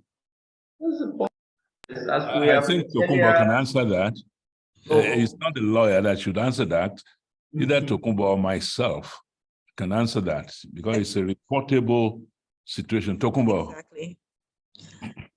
I think, of course, that the lawyers would still have something to say here, but I think we heard the answer to that earlier, and that is to support what you have just said, Dr. Shanahan, that there's a case for disclosure in the public interest. That's right. Especially when we are talking about conditions that are reportable conditions. But I think Ngozi also spoke about that extensively when she talked about the categories earlier. So this is in the public interest, I would say.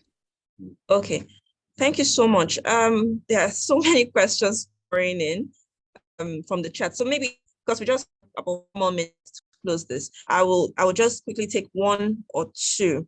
I think from Elizabeth Obaloje.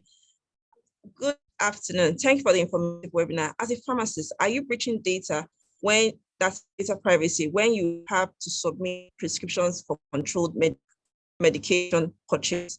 I think the pharmacist could answer that. When you have to submit. You're certainly not breaching, because you have a license issued to you by a regulator, and that regulator has to monitor your practice. So unless you're providing that data to someone else apart from the PCN, then maybe you're not breaching, definitely, once it's to your regulator and it's stated in the guidelines. Okay. So apology, quickly to add to what pharmacist Adebakin just mentioned. I think it's important to understand that in data protection, it's not a data protection affords you the opportunity to make reports and to answer to regulatory authorities and the courts when need be. So in cases like that, when information comes from, for example, HEFAMA, who's the regulatory body for hospitals in Lagos, and then Dr. Pharmacist Adebakin mentioned Pharmaceutical Council of Nigeria, it comes from your regulators, you are bound to respond to the inquiry. So in instances like that, it's not data breach. You are mandated to give information by law to certain organizations, certain bodies. Thank you. Thank you. The final question, I think, would be, I think something else need to touch on lastly, because it keeps comes up every day from our perspective as lawyers. Good day. What right does HR personnel of a company putting in employees' medical bills have to ask for a medical report before the medical bills are processed? I presume you need to have the patient's consent to do this. So the HR person is asking for medical details. The company is putting the bills. What rights do they really have? This is a question that comes up every other day. Any member panel is free to respond. But I suspect the lawyer may want to. No, not the lawyer. The doctor who provided the service and they want to respond. Again, either Tokunbo or myself, as an HMO practitioner, they do ask us when you're sending the bill to give the details of what you have done to justify the bill. Mm. And this, in my opinion, I don't know if Tokunbo would agree, is a breach of confidentiality between the patient and, because the patient can be given those information and they can hand them over to their employer. That way, the doctor, I don't know, I'm an old... I think the question really is, how do you recover your funds when the that is the issue. patient, Tokunbo, I don't know how says, you do it, but how could you be writing a full health report of someone else to be given to HR? Hello, sir. Dr. Shunaya, so sorry, we may have to weigh in as lawyers, because at the end of the day, when you decide at the medical and dental, practitioner council, disciplinary council, it goes to the Court of Appeal to the lawyers to decide whether the decision, so ultimately lawyers still play a role in this, because we balance it against the law, the interest of who is there.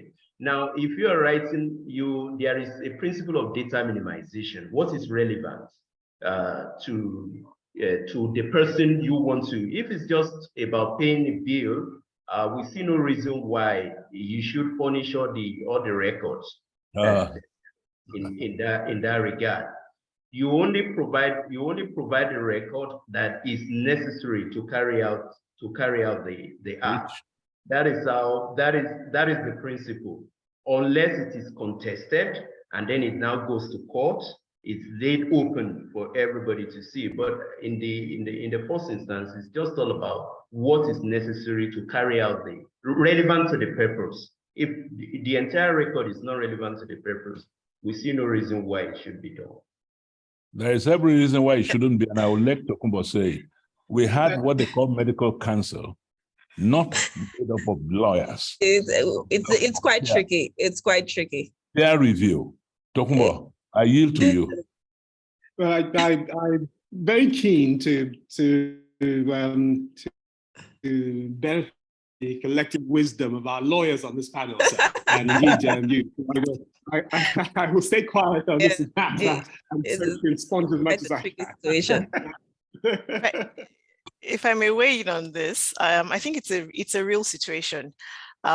First of all, from a legal point of view, data privacy isn't necessarily to prevent exchange of data.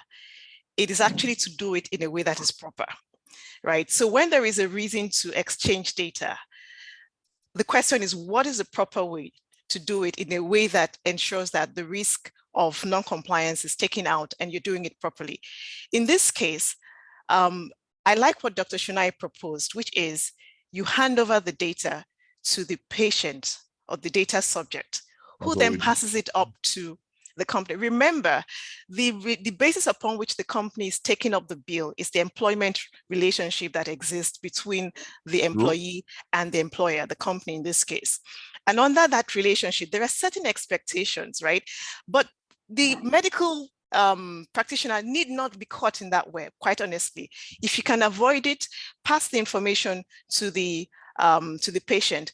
Now, I do know that there might be situations where the medical practitioner is required to provide that information directly. Again, you need to be sure that you have the right contracts have been signed to protect you. I cannot overemphasize the need of having proper data processing agreements between parties that are sharing data, because it can make the difference between liability and non-liability for the same act.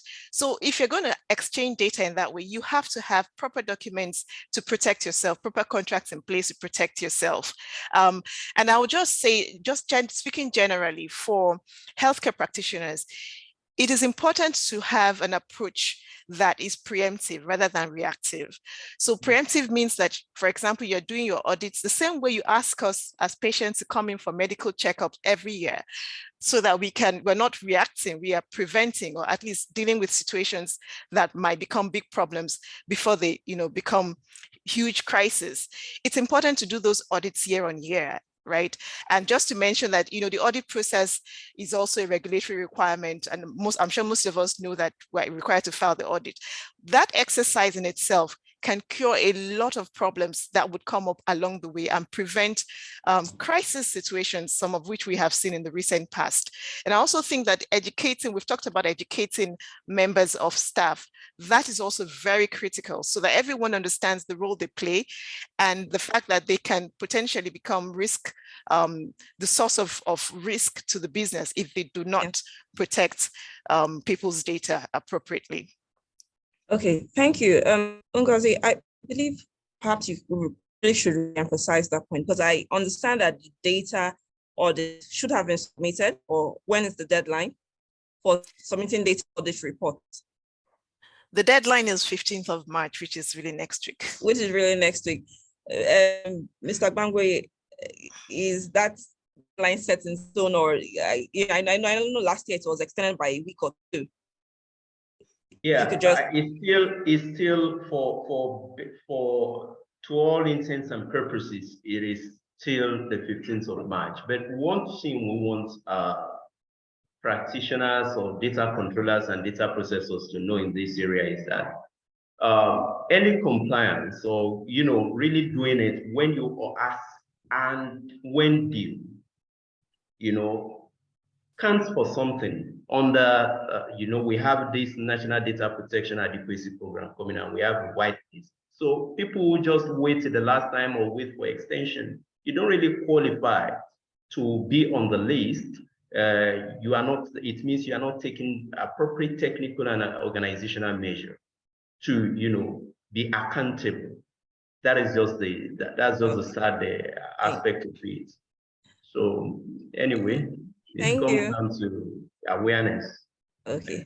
So, and which is the awareness we are doing here. So thank you, every member of this panel, and it's been a wonderful time. The attendance has been booming, the questions have been coming in, and I will leave everybody with the thought that please file your data protection audit reports. It is important, it is required by law, and if we do not file it, we are in breach, and that exposes us. That's the first leg of the exposure we could have. So please file your data audit report. Of course, if you need assistance with this, we will be happy to help, and you can contact any of the DPCOs that have been approved. But of course, Jackson ACI and Edu is one of them. So please file your data audit report and don't be in breach. That's when you are making those reports, as Mr. Adregbe has mentioned, you would be able to go through your data processes and to make sure that are not in, so that 2 years down the line, some patient or some ex-employee doesn't come to you or it's a class action against you because you have not put your proper documentation in place and you have not been going through the correct process. So I think there's a good time to end this, and we'll just have final comments from Mrs. Chinyere Okocha, who has been listening keenly to everything that has been said, and who is one of the propagators of healthcare law in Nigeria. So, Mrs. Chinyere Okocha, comments. Thank you so much, Toby. Thank you for expertly coordinating the discussions today. Good afternoon, distinguished ladies and gentlemen. And I'm so delighted with what I've heard today. Sometimes you think you know it all, but I have a new insight from all the discussions that we've had today, and I'm really grateful. I want to start by thanking especially Dr. Ebenezer Shonaya for giving us what I describe as such an insightful and detailed expose on the issue of data protection in Nigeria and indeed generally in the world. We can draw so many parallels from what he has said, and for that I'm truly grateful, sir. I also want to thank Mr. Babatunde Bamiboye, representing his DG, head of legal. Thank you so much for your insights. You guys should continue the great work you're doing to actually bring some sort of structure and order to the healthcare sector in Nigeria and the much needed regulation that necessarily must follow. I'd also like to especially thank Dr. Tokunbo Shitabe, thank you so much for sharing your wealth of knowledge with us and bringing the experience you have also practicing outside Nigeria. I'm opening a really state-of-the-art establishment here in Nigeria. My thanks also go to Mr. Osaho Owori, and of course Evercare, the big hospital that we are all also very proud of. Thank you for your insights. Thank you for what you're doing in that space. I cannot end without also thanking our pharmacist in the house, Abimbola Adebakin. Thank you so much for your insight and for the innovation you're bringing to the healthcare sector. It's truly appreciated. We need more of it to get Nigeria to where it can really be in this space in terms of an improved healthcare system that is affordable for everybody. And in no way the least, Ngozi Aderigbigbe, you continue to show your expertise in the area of tech law, intellectual property law, the medical legal practice as it concerns the data protection issues. Very proud to call you a colleague and a partner in Jackson, Etty, and they do.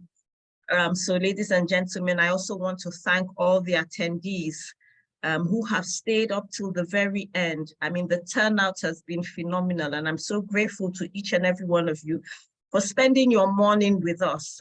This topic continues to be a topical issue.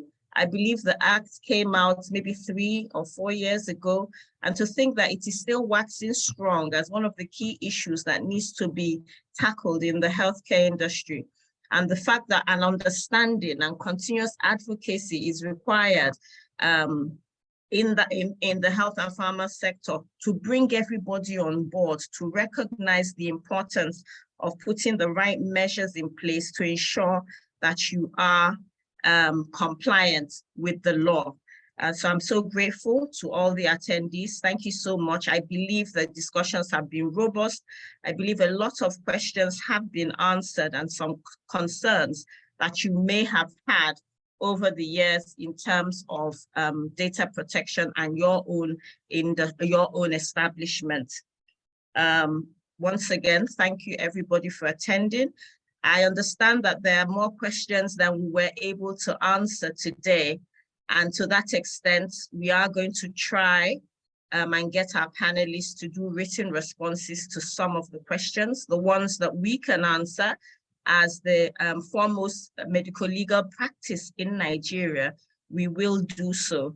But on behalf of all the partners and the staff of Jackson, Etty, and Edu, I thank you once again for coming and for giving your time. Thank you once again to all the speakers, panelists, our keynote speaker. Thank you and have a good afternoon. Good afternoon, everyone, and goodbye. Thank you for having us. Okay, goodbye. Thank you. Bye. Bye. Bye. Thank you.